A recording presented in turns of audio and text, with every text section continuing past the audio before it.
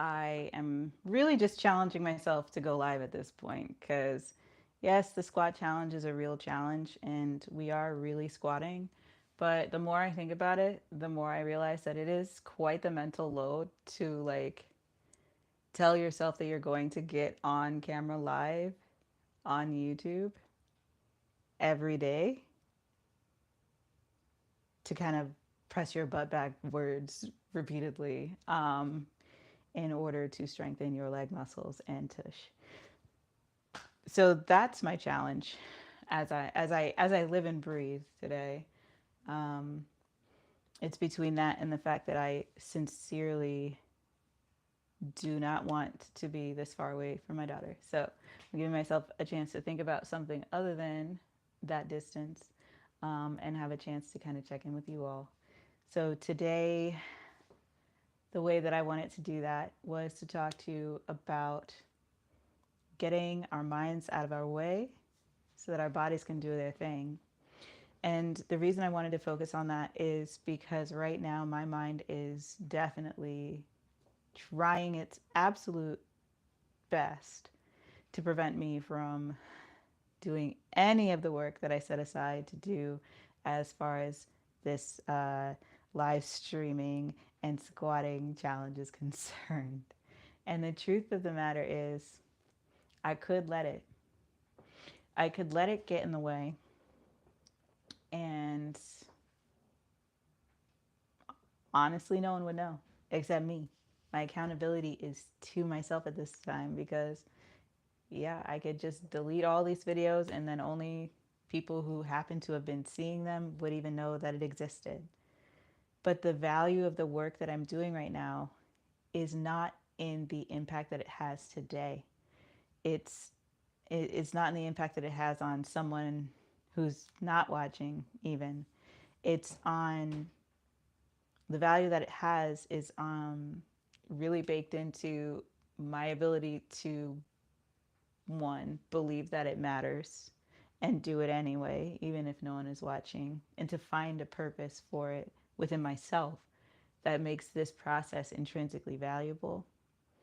And whether or not someone sees it today, there might be someone who sees it in several years, even if it's just, again, me seeing it in several years and being able to look back and say, man, I was really terrified to do this. I wasn't sure how this was going to go. I didn't really want to be in this process. I didn't really want to do this project this way, um, because of these different things like not knowing how to talk to an empty room or not knowing how to talk to a full room. Both of them are terrifying, to be honest. And the idea that I would need to navigate that was truly beyond me, and still is beyond me. But a future version of myself looking back might feel encouraged to see how far she's come by doing this. And it's the same for these squats, right? Like the squats on their own are really just a cute way to force myself to use my body, right? I'm not going to lose 15 pounds by squatting right now with you all today. I'm not even going to lose 15 pounds squatting with you all every day for 90 days. That's not the point. The point is to increase the strength that I have, to increase the full range of motion that I have access to make sure that I'm consistent with this effort, to give my body a chance to feel like it is alive and it is being used in a way that is familiar to me based on the years of activity that I've been a part of in the past, right? And bringing in a new energy to that I haven't had before, because I'm postpartum, because I am in this new phase and stage of my life. And so that's what I'm going to focus on here as we do our squats. So, uh, for today's meditation, we're really taking the time to first and foremost set our feet. We're going to have our feet about hip width apart. That is looking pretty good for me. You might want to go slightly wider. You might want to go slightly more narrow. It depends on the kind of stance that you want to use for your squats. I leave that to your good judgment and your own internal wisdom, what's going to work best for you. Again, we are going to give our hips a little bit of a posterior tilt. Again, bringing those hips up almost as if there's like, I don't know, suspenders here attached to your hips, and you're going to pull them up by those suspenders. So go ahead and pull there.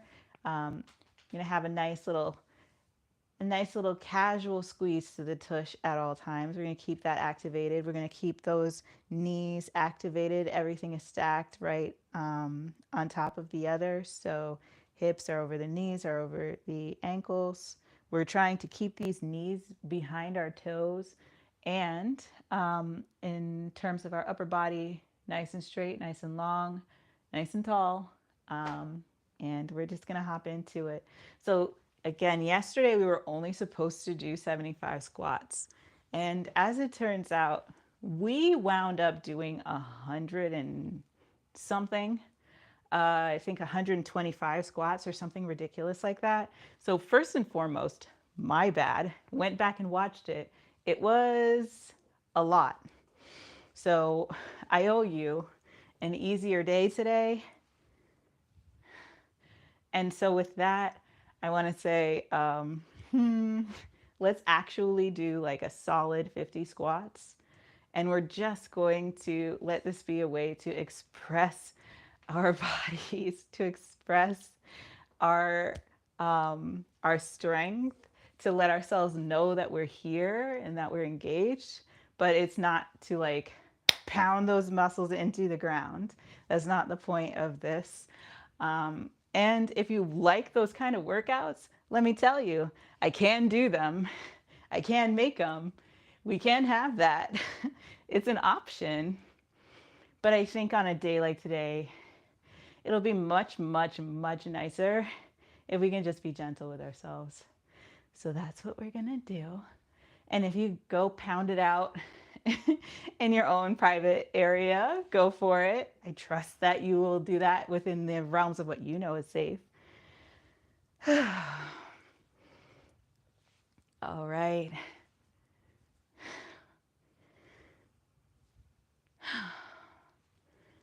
And as we're going through this squatting period, as we're taking in the elements of who we are and how we are and how we've been today, let us sink into a space of meditation where we appreciate our bodies for what they do on our behalf, for what they enable us to do. If we like to think of ourselves as non-dual beings, what we are capable of because we have the wholeness of who we are at all times, mind, body, and spirit integrated, always.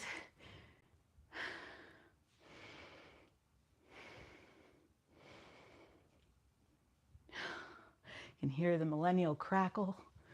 Oh, it's so nice. Whew. But we're getting those deep breaths in. Make sure to squeeze those glutes on the top. Ooh, that was nice and firm. Yes, girl. Yes. We're working on those horse legs, okay? One of our community members had mentioned that they were looking at their booty at the time that we happened to have been online together. And she said, I was just looking at my booty and I realized that she's looking cute, but she could be a little bit more horse-like. And to that I say, absolutely. Work those horse legs, girl. Get those divots. Whatever it is that you're here for, I'm here for you to get it. We're here to get it together, quite literally. But the best way for us to achieve that is to look at those blocks between what's up here, what's in here, and what's going on with these, what's going on with this body, getting them all into firm sense of alignment. And I say firm, knowing that we stray, we wobble. It's not always as direct as we'd like it to be, but we stay as aligned as we can be internally. We keep that alignment as we express ourselves externally. And the next thing you know, you take a look around at your life, and I promise you, you're not going to recognize some things. You're not going to recognize some people. And it might just turn out that it feels pretty daggone good. There's no way that's not 50 squats. I am not a good counter. But you trusted me enough to get into them. I appreciate you for that. For those who may have joined in, hopefully I did enough squats that you too got to enjoy them. And yeah, thank you to the lovely human being who is currently online. Yes, day 3 going strong. What's up, Sunsaray?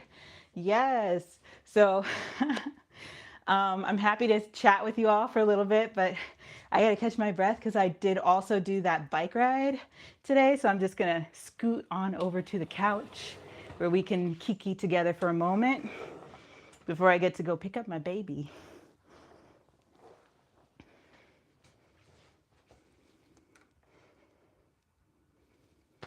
So I love that we're following together, and I love that we are getting the chance to kind of, I don't know, breathe into our lives together. And I say it like that because, well, first and foremost, I bet you already know why I say it. So I don't feel like I need to tell you, especially based on what I already know about you and your spiritual connection. I'm going to go ahead and guess that you already know why. But I think the opportunity to breathe into ourselves and to breathe life into ourselves is something that's sacred and something that we don't always give ourselves the opportunity to do. But when we do that in connection and in community, then what we're able to achieve, what we're able to accomplish is like magnified by order of like 1,000. Okay? And it's not because of just pure magic, although you could call it that, and it would be enough. You don't need to explain it, right? If it works, it works, you know? But it's beyond that. So the psychological benefits of being in a community where everyone is working towards the same goal, as those of you who are already in this group hopefully are already feeling, is very real. We're not just saying, I'm postpartum and this is hard. We know, right? We know that even if the pregnancy was perfect, even if the birth experience was like that, like mine, it doesn't mean that there isn't a growth period, that there isn't something more that we all can gain, that there isn't also something that we have to heal from. No matter how perfect everything goes, a pregnancy is still, physically speaking, a trauma. Let me say that once more.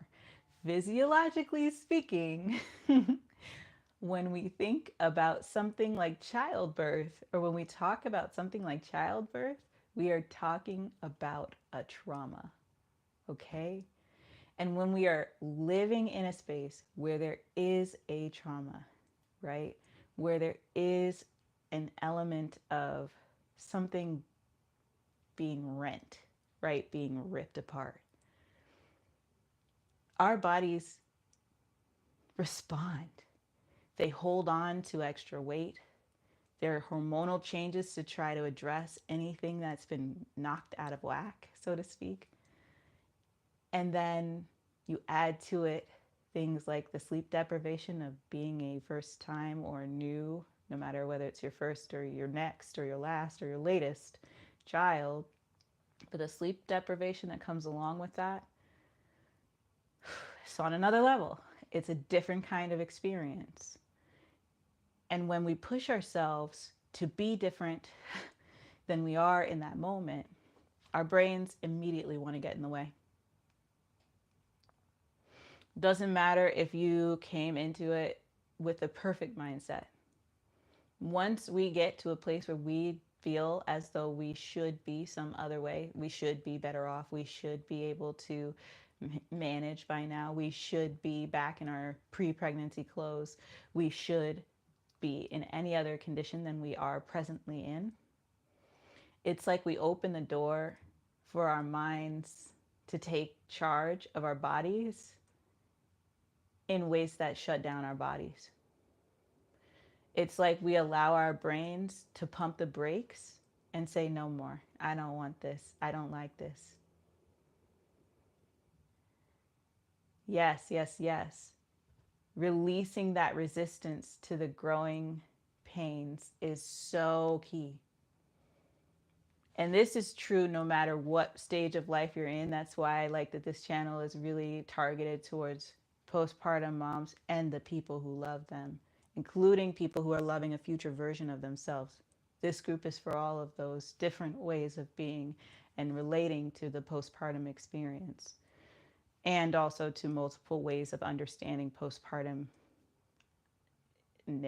right? Because there's the physiological, I had a baby, right? But then there's also the physiological elements of bringing a baby into your life, no matter where they come from, and also the psychological and spiritual experience that comes along with that. And no matter where you're coming from, no matter where you happen to be standing, being able to release yourself from that sense of resistance, from that place where, oh yeah, I gotta have this all back together because I gotta go back to work and I'm not ready to work yet. Well, then why are we thinking about it? Why are we thinking about that which we are not doing and that can't be undone because it isn't even happening yet? Why are we thinking about the thing that we can't even say we want to do differently because we've never seen it happen yet? And I'm trying to live in that space right now because, as I mentioned, my daughter in her pre-K program right now, like as we speak. And every time I think about it, I kind of wish that I was at the door and I was just hugging my baby, right? I want to know how her day's going. I want to know what's happening in her second by second, forget minute by minute. But there's a reason that I'm not seeing that. And it's not going to break our bond. It's not going to change our relationship in a way that's harmful. It's evolving who we are. It's individuating my daughter from me. And I feel that tearing. I feel that tearing like a fresh postpartum tear, okay? I feel that tear like I felt the tear, you know, the tear if you've torn, okay? I felt it like I felt that. And the pain that comes with trying to avoid the future pain that might come with it is so much greater than sitting with the present pain. So I'm sitting with that present pain. I'm sitting with a fresh postpartum wound, a year and, goodness gracious, a year and a quarter after giving birth. I'm sitting with fresh postpartum pain all over again. And the value of going through that fresh postpartum pain again, rather than pushing it to the side and saying, this is just what happens. This is just a part of it. It'll get better. Yeah, okay. And it would stop burning every time that I had to, you know, go number one. But was it not burning in that moment? We all know it was burning, okay? And if you didn't know, now you know. And that searing pain is something that I could anticipate and be fearful of and tense up and experience in new and more painful ways, or that I could sink into and say, I've got my peri bottle. And what is my peri bottle in this moment with my daughter? Well, it's not what it used to be, because I'd be like, oh man, I made it through today. Let me grab a drink. I made it through today. I'm going to go get dessert. I made it through the day. I'm going to go numb out, bliss out, do something that allows me to not be in my body to experience the joy of having my daughter back. For what? And I'm not even speaking from a place of addiction. Literally, I'm speaking from a place of saying, well, if it's to distract me from this moment, then should should I be doing it for myself, not by anyone else's standard? And what I'm realizing now is the answer is usually no, no, I should not probably be doing this because it doesn't benefit me. And it doesn't benefit this moment for my daughter. And if it doesn't do either of those things, what's it there for?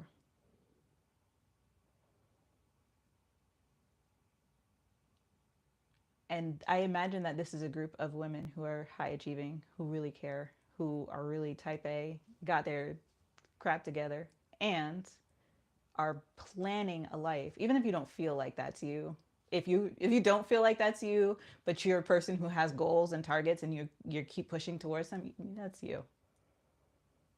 And you're judging yourself based on a version of yourself that you haven't become yet. But if you look back on the things that allowed you to become who you are, you would see that that's you too. um, but this is a group of people who are overqualified for daggone near everything you do.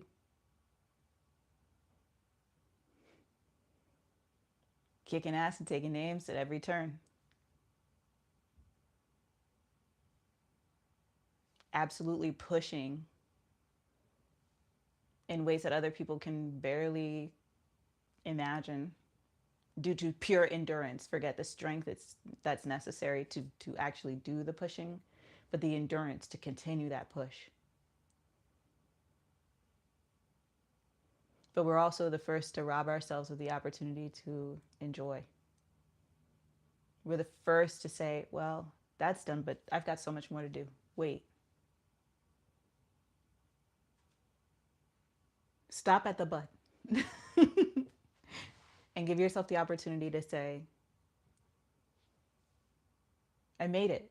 I got through this. And I'm speaking that into myself as much as I'm speaking it out to whomever happens to see the replay, and to my dear friend who's on with me here.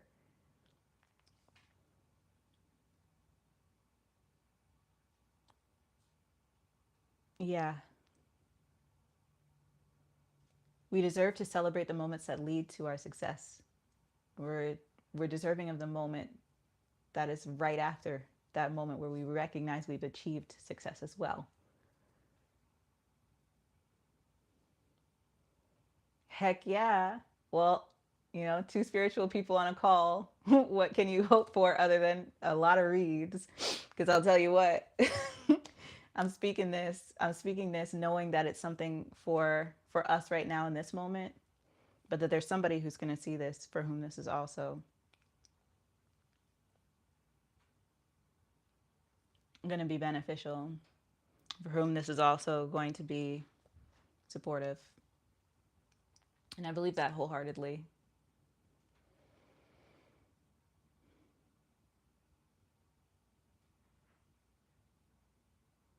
We have a lot to do, always. That's not going to change. And what's less likely to change is our feelings about what has to be done. Unless we ourselves make a decision, like a heart-centered decision, and get our minds out of the way so that our bodies can do what's necessary, not only to get the thing done, but to get into a position where we can appreciate what we've done, what we are doing. Not just what we've done, my goodness, but what we are doing. I keep going back into it because it's me too. But to be able to let our bodies get into the place where we are appreciating what we are doing. Come on.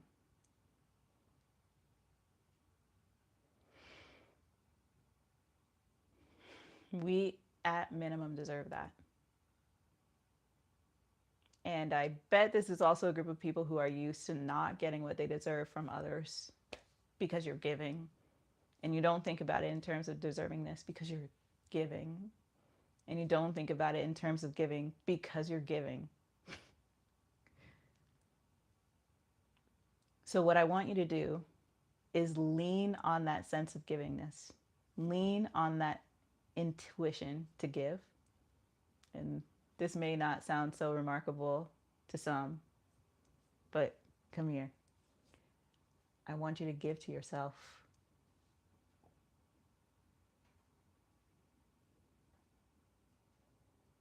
It's easy for me to say, let other people take care of you. But it's very hard for someone whose mindset is like many of ours to make the decision to let someone do that. Or we don't even know what the hell we need. Let me be real with you for a second.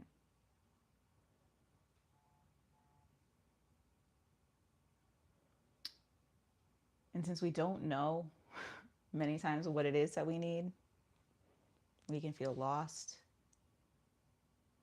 We can feel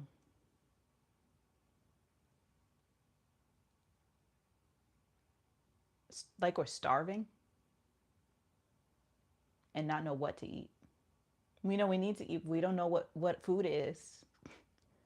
Our bellies are empty and we're walking around like hungry ghosts. Tiny, tiny mouths, big distended belly, super hungry. But we don't have to. So I want us to work on that process of feeding ourselves, of giving to ourselves. Practice giving like you give to someone else. That's it. That's the challenge.